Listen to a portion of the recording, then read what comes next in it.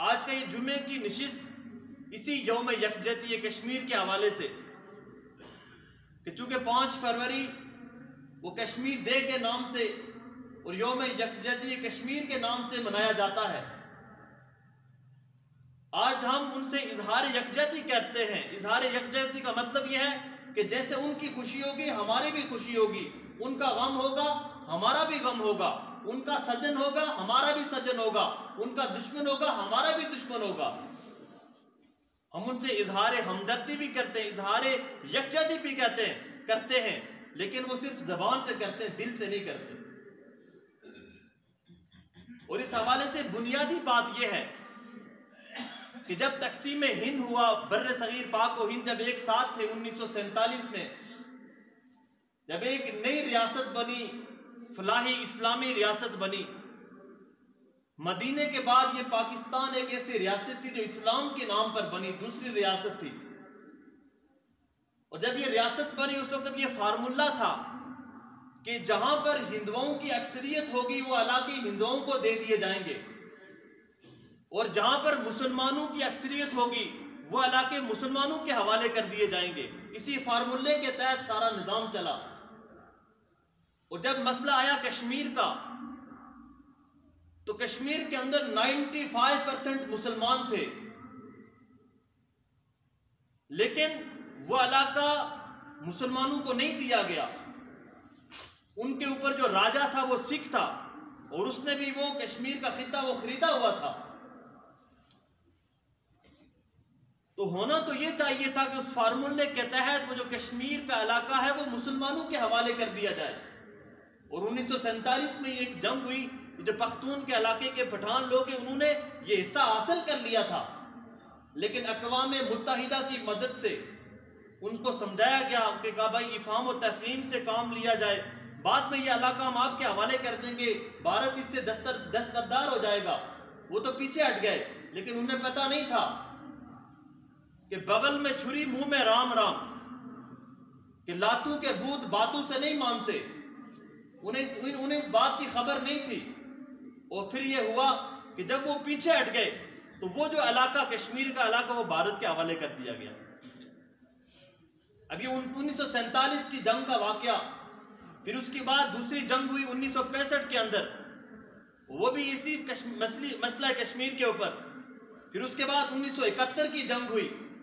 उसके बाद 99 के अंदर 1999 में कारगिल के उन्वान पर वो जंग हुई।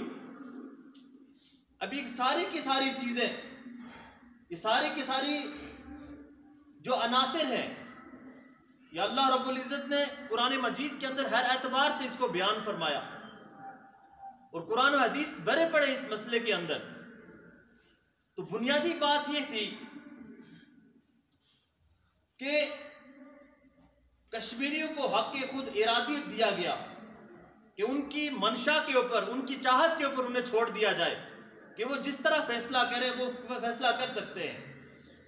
लेकिन चूंकि अक़वाम मुत्तहिदा के हाथ में ये फैसला दिया गया कि अक़वाम मुत्तहिदा का काम ये था कि जब किसी मुल्कों के दरमियान आपस में झगड़ा हो जाए तो वो उनके दरमियान तस्फिया करवाएंगे, सेटल डिस्प्यूट करवाएंगे, उनके मामले को हल करेंगे।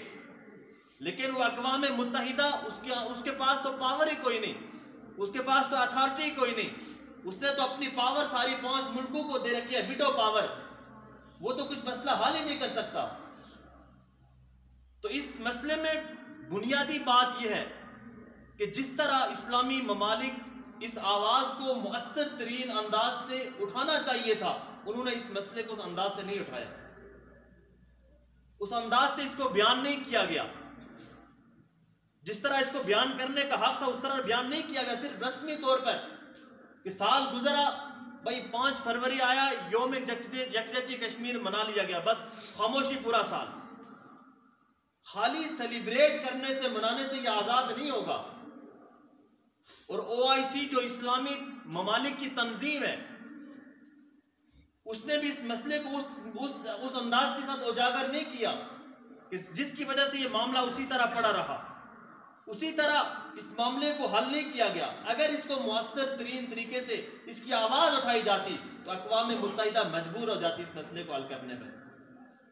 और कुरान कहता है कि अगर ये काफिर तुम्हारे दीन के ऊपर लानतान करें, अगर तुम्हें बुरा भला कहे, फ़क़ातिलू अइम्मतल कुफ्र, तो इन कुफ्फार के अइम्मा को कत्ल कर दो,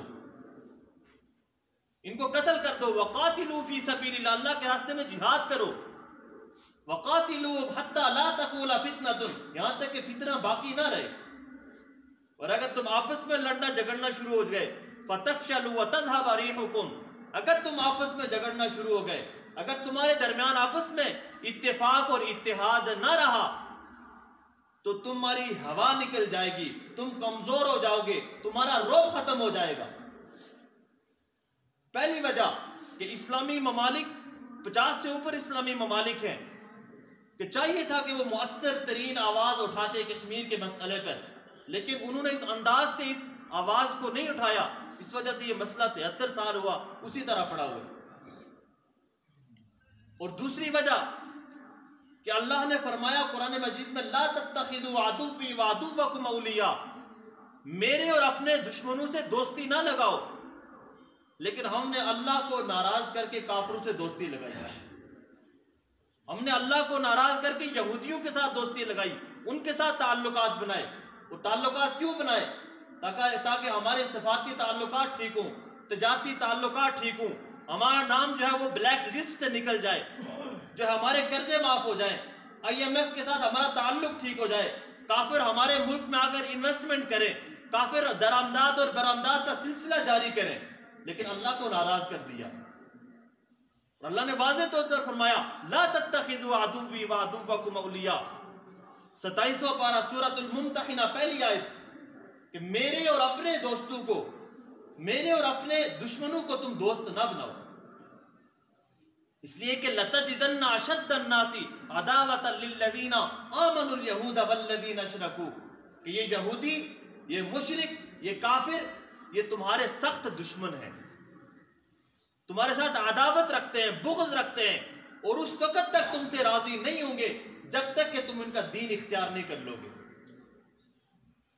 जब तक कि तुम इनके दीन के पाबंद नहीं बनोगे, उस वक्त तक ये राजी नहीं होंगे।